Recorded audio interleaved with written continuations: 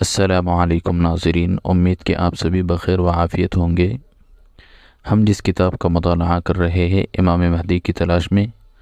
آج یہ اس کا چھٹا پارٹ اور چھٹی فصل ہیں، تو شروع کرتے ہیں۔ بسم اللہ الرحمن الرحیم۔ فصل ششم، حدیث میں امام مہدی کا بیعت سے انکار اور اس کی وجہ۔ نوع اول، حضرت عبداللہ بن مسعود رضی اللہ عنہ کی حدیث میں 7 علماء کرام کا امام مہدی کو تلاش کر کے بیعت کا اصرار کرنا اور امام مہدی کا بیعت سے انکار کرنا وارد ہیں۔ اس حدیث میں اگر انکار کی وجہ کا بغور جائزہ لیا جائے اور امت مسلمہ کے سب سے پہلے خلیفہ حضرت ابوبکر صدیق رضی اللہ عنہ کا اندازہ دیکھ لیں تو اس سے اس انکار کی وجہ معلوم ہوتی ہیں۔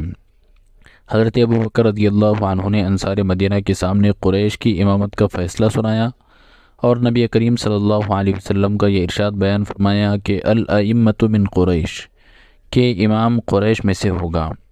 اور اس کے بعد انعقاد بیعت کے لیے حضرت عمر اور حضرت ابو عبیدہ بن جراح کا نام پیش کیا اور فرمایا ان دونوں میں سے جس کی تم چاہو بیعت کرو۔ یہاں علامہ ابن حجر نے یہ نقطہ اعتراض اٹھایا ہے کہ حضرت ابوبکر کو خود یہ بات معلوم تھی کہ میں سب سے زیادہ خلافت کا حقدار ہوں، کیونکہ نبی کریم صلی اللہ علیہ وسلم کا دوسرے صحابہ کرام کو چھوڑ کر انہیں نماز کے لیے آگے کرنا اس کا بڑا قرینہ تھا، تو پھر مفضول کو آگے کرنے کی کیا وجہ تھی؟ اس کا جواب خود دیا ہے کہ حضرت ابوبکر رضی اللہ عنہ کو اپنا تزکیہ کرنے اور لوگوں کو اپنے بیعت کے لیے جمع کرنے میں حیا سب سے بڑی مانع تھی، جبکہ اس بات کا یقین ضرور تھا کہ یہ دونوں میری موجودگی میں اپنے لیے بیعت نہیں لیں گے، کیونکہ اہل سنہ کا فضیلت ابو بکر پر اتفاق ہے اور حضرت ابو عبیدہ سے حضرت عمر کی افضلیت بھی مسلم تھی، مگر حضرت ابو بکر کا پہلی بار انکار سے مراد دستبرداری یا اپنے آپ کو نااہل کرنا مقصود نہ تھا، جبکہ گزشتہ فصول میں یہ بات واضح ہو چکی ہے کہ امام مہدی عام طور پر لوگوں کو معلوم ہوں گے اور انہیں خود بھی اپنے بارے میں علم ہوگا، تو پھر بیعت کے وقت آپ بیعت لینے سے کیوں انکار کریں گے اور علماء کرام آپ کو کیوں بیعت پر مجبور کریں گے؟ تو اس کی کیا وجہ ہوگی؟ ایسے ہی امام مہدی بیعت سے انکار کرتے ہوئے مکہ سے مدینہ آتے جاتے ہوئے بیعت کو قبول نہیں کریں گے۔ ان سوالات کا جواب دینے سے پہلے قرآن مجید میں سیدہ مریم علیہ السلام کا قصہ ملاحظہ کریں گے تو حدیث میں امام مہدی کا بیعت سے انکار کی وجہ معلوم ہو جائے گی۔ اس سے متعلق وہاں چند امور مذکور ہیں۔ نمبر 1، مریم علیہ السلام کو سالہ سال اپنے بیٹھک میں مختلف قسم کے غیر موسمی پھل اور میوے ملتے تھے، چنانچہ زکریہ علیہ السلام نے جب یہ نظارہ دیکھا تو بڑھاپے میں جوانی کی وہ دعائیں دوبارہ فرمانے لگے جو ان کی آرزو کا حاصل تھا کہ یا اللہ مجھ بے اولاد اور میری بانجھ بیوی پر بھی ایسے بے موسم میووں کی طرح اولاد کا رحم فرما۔ مگر جب فرشتہ بشارت لے کر آیا تو پھر فرمانے لگے اس کی نشانی کیا ہوگی کہ میرا بیٹا ہوگا۔ گویا آپ علیہ السلام اس خبر کو فطری بشری تقاضے کے مطابق بعید تصور فرما رہے تھے، جو کہ گویا ایک قسم کا خوشی کے مارے انکار ہیں۔ نمبر 2، چنانچہ مریم علیہ السلام اپنے خالو کا بیٹا اپنی بانجھ خالہ سے پیدا ہونے کا مشاہدہ کر چکی تھی اور برسوں بغیر موسم کے میوے کھانے والی کنواری سیدہ مریم علیہ السلام کو بچے کی خوشخبری ملی تو فوراً ہیبت سے ساری کرامات فطری بشری کمزوری کے ناطے بھول گئی اور کہا کہ مجھے تو انسان نے چھوا تک بھی نہیں، نہ زنا سرزد ہوا اور نہ ہی مجھے نکاح کے ساتھ کسی مرد نے مس کیا، تو پھر ایسی حالت میں بچہ پیدا ہونے کے کیا معنی؟ حالانکہ جو ذات باری تعالیٰ بے موسم پھل اور میوے دے سکتا ہے، بعض عورت اور بوڑھے آدمی کو اولاد دے سکتا ہے، تو وہ بغیر باپ کے بیٹا کیوں نہیں دے سکتا؟ ایسی ہی صورتحال امام مہدی کی بھی ہوگی کہ اپنے آپ کو جاننے کے باوجود بیعت سے انکار کریں گے، مگر یہ انکار اس وجہ سے نہیں ہوگا کہ اپنے آپ کو اہل نہیں سمجھتے یا پھر ان کو اپنے بارے میں علم نہیں ہوگا، بلکہ بیعت کا رعب، امت کی فکر اور وقتی حالات کی نزاکت، مسلمانوں کی افراتفری اور بکھرے شیرازے کو متفق کرنا بشری طور پر بظاہر مشکل محسوس ہوگا، اس وجہ سے انکار کریں گے۔ جیسا کہ حضرت ابوبکر رضی اللہ عنہ نے ثقیفہ بنی ساعدہ میں حضرت عمر، حضرت ابو عبیدہ بن جراح اور دیگر انصار صحابہ کرام کی موجودگی میں خلافت کا حقدار قریش کو ٹھہرایا، مگر اس کے ساتھ ساتھ اپنے علاوہ ان سے مرتبے میں کم یعنی حضرت ابو عبیدہ بن جراح کو کہا کہ آپ ہاتھ آگے بڑھائے تاکہ آپ کے ہاتھ پر لوگ بیعت خلافت کریں، لیکن اس سے مقصود ہرگز یہ نہیں کہ امت میں ان سے بڑا شخص عہدے کے قابل ہیں، یا پھر اس میں اہلیت نہیں، یا پھر ان کو اپنے بارے میں خلافت کے حقدار ہونے کا علم نہیں، بلکہ عام طور پر بھی کبھی کوئی مقتدی اور مقتدر شخصیت لوگوں کے سامنے اپنی فوقیت اور عہدے کے لیے اپنے آپ کو پیش کرنا اچھا شمار نہیں کرتا۔ ایسے ہی حضرت ابو بکر کی طرح امام مہدی بھی انکار کریں گے، مگر اس سے یہ مراد لینا کہ ان کو اپنے بارے میں علم نہیں ہوگا، یہ بات اس تناظر میں عقلاً و نقلاً درست معلوم نہیں ہوتی۔ نوع دوم، اخبار میں تدریجی انداز اور ظہور مہدی کا اہم واقعہ۔ ظہور مہدی سے پہلے کئی علامات کا وقوع پذیر ہونا احادیث مبارکہ میں مذکور ہے، یہاں تک کہ ظہور مہدی سے 100 سال پہلے کے حالات اور اس زمانے کی علامات، ظہور مہدی سے پہلے مسلمانوں میں مال کی کثرت کی وجہ سے بے راہ روی اور کفار کا لمحہ بلمحہ مشابہت کا تذکرہ احادیث میں موجود ہیں۔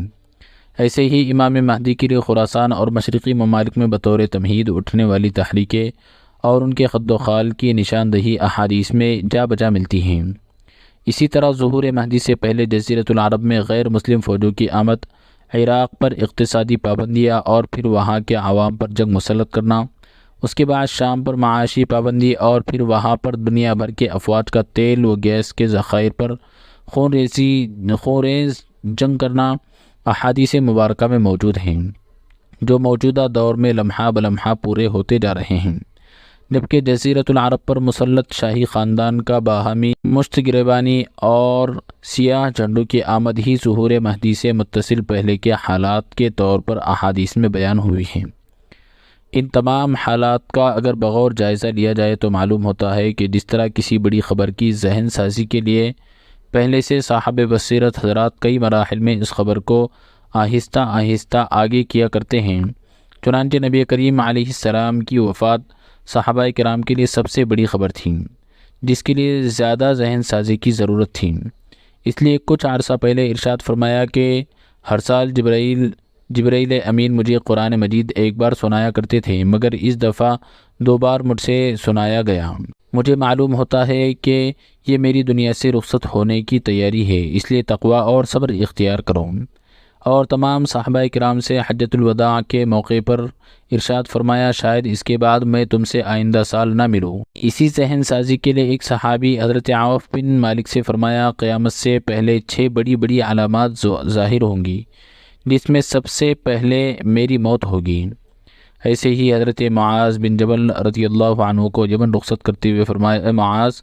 شاید اس کے بعد آئندہ ہم دوبارہ نہ ملیں اور تم میری قبر اور میری مسجد سے گزرو۔ اور اپنے غلام حضرت ابو مویہبہ کو مخاطب کرتے ہوئے فرمایا مجھے دنیا کی ہمیشگی اور جنت کی نعمتوں کے درمیان اختیار دے دیا گیا، تو میں نے جنت کو پسند کیا اور دنیا کو خیر بات کہا۔ ایک مرتبہ لوگوں کو مخاطب کرتے ہوئے فرمایا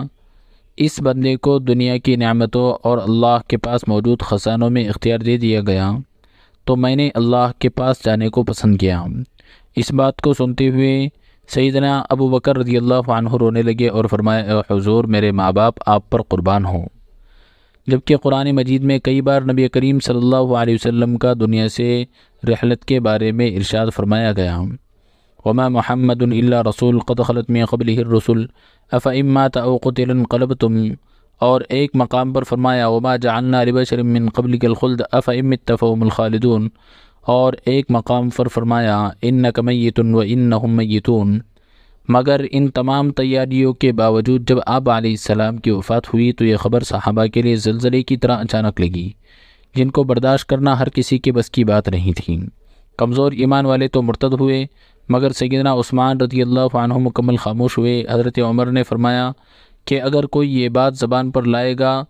تو اس کا سر تن سے جدا کر دوں گا، مگر ایمان صدیقی نے اس مقام پر ثبات اور اولو العزم کے وہ عظیم جوہر دکھائے جنہیں سمجھنے سے کئی حضرات صحابہ بظاہر عاجز نظر آ رہے تھے۔ ان تمام تر تمہیدات اور مقدمات کے باوجود جب یہ صورتحال تھی تو اگر یہ ذہن سازی اور بنیادی تمہیدات نہ ہوتی تو پھر کیا ہوتا اللہ بہتر جانتا ہے۔ ایسے ہی ظہور مہدی کے لیے بھی دنیا بھر میں مکمل طور پر تیاری ہو چکی ہے، کیونکہ عزیز و حکیم ذات کی جانب سے لائی جانے والی تبدیلی کا فیصلہ ہے۔ ان تمام تر وجوہ سے اچھی طرح معلوم ہوا کہ جس طرح امام مہدی کو اپنے بارے میں علم ہو جانے کے باوجود بیعت قبول کرنے سے انکار کریں گے۔ تاہم دوسرے کئی احتمالات بھی اس بارے میں ممکن ہیں، شاید انہی وجوہ کی وجہ سے امام مہدی بیعت قبول کرنے سے انکار کریں گے۔ جیسا کہ سنن ترمذی میں روایت ہے کہ یحییٰ بن زکریا علیہ السلام کو اللہ تعالیٰ نے حکم دیا کہ اپنی امت کو 5 باتوں کے بارے میں حکم دو اور خود بھی ان پر عمل کرو، مگر آپ علیہ السلام اس میں پس و پیش کرتے رہیں۔ لیکن جب حضرت عیسیٰ علیہ السلام نے وجہ پوچھی اور کہا کہ میں حکم دیتا ہوں، تو حضرت یحییٰ علیہ السلام نے کہا کہ اگر تم نے اس بارے میں مجھ سے پہل کی تو مجھے زمین میں زندہ درگور ہونے یا عذاب میں مبتلا ہونے کا خدشہ ہے، اس لیے میں نے سستی کی۔ باقی انشاءاللہ آئندہ ویڈیوز میں پڑھا جائے گا۔